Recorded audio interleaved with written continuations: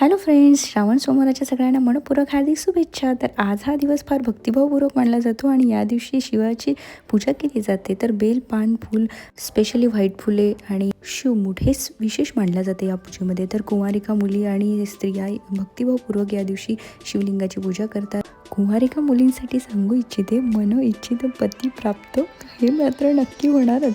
तर चला, माझी पूजा झालेली आहे, तर आपण आता आरती करूया.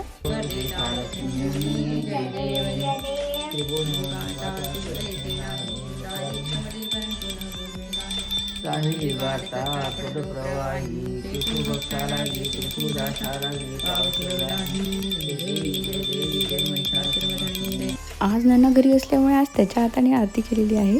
जर शक्य असेल तर श्रावण सोमवार व्रतकथाही तुम्ही वाचू शकता किंवा शिवलीला अमृताचा 11वा अध्यायही वाचू शकता.